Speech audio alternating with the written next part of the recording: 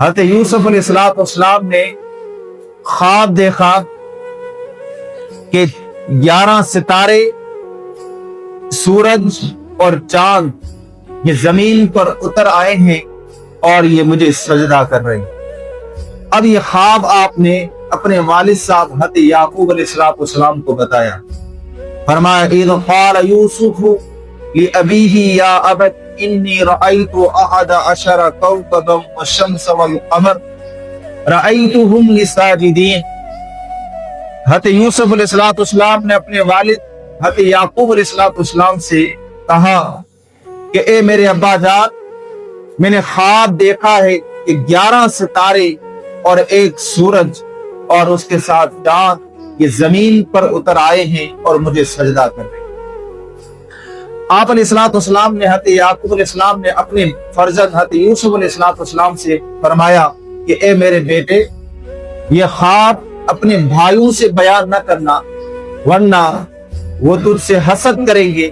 اور شیطان ان سے کوئی برا کام نہ کرا بیٹھے،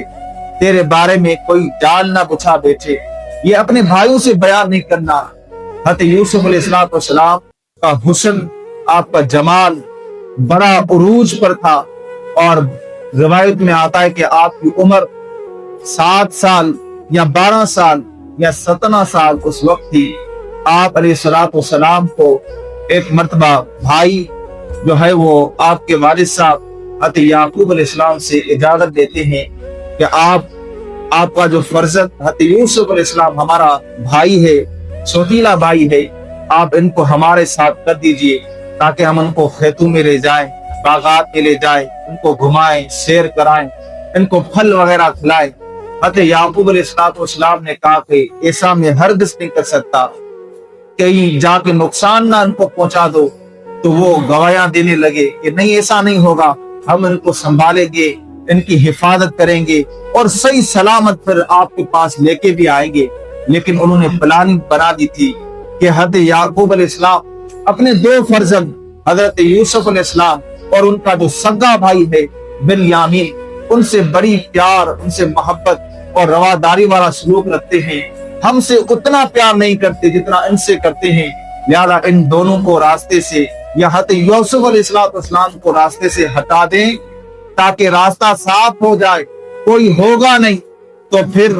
حضرت یعقوب علیہ السلام ہم سے پیار کیا کریں گے، محبت کیا کریں گے اور ہم سے زیادہ ہماری طرف توجہ دیا کریں گے۔ اب یہ حضرت یوسف علیہ السلام کو آپ کی 11 بھائی لے کے جاتے ہیں، منصوبہ بناتے ہیں کہ ان کو قتل کر دے یا کہیں پہ مار کے چھوڑ کے آئے معاذ اللہ۔ اب ان میں سے ایک کہتا ہے کہ ایسا نہ کرو، آپ اس طرح کریں کہ ان کو تاریک کنویں کے اندر ڈال دو جو اندھیرا ہو وہاں پہ، اور بعد میں کوئی قافلہ آئے گا اس کنویں سے پانی نکالے گا تو حضرت یوسف علیہ السلام کو لے کے پھر چلے جائیں گے اور وہاں کہیں بازار میں بیچ دیں گے۔ اب یہ حضرت یوسف علیہ السلام کو لے کے اس کنویں پر آتے ہیں، آپ کو زد و کوب کرتے ہیں، مارتے ہیں اور اس کے بعد آپ کا کرتا اتارتے ہیں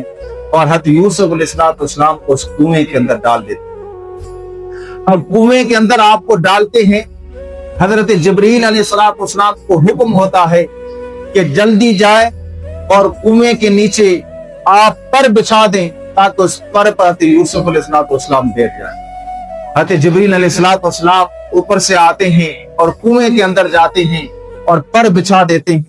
حضرت یوسف علیہ السلام اس پر موجود ہوتے ہیں اور آپ کے گلے کے اندر ایک چادر ڈلی ہوئی تھی، حضرت یعقوب علیہ السلام نے ڈالی تھی۔ حضرت جبریل علیہ السلام نے وہ چادر لے کر آپ کے سر پر پھیلا کر ڈالی تو وہ چادر چمکنے لگی اور کنواں روشن ہو گیا۔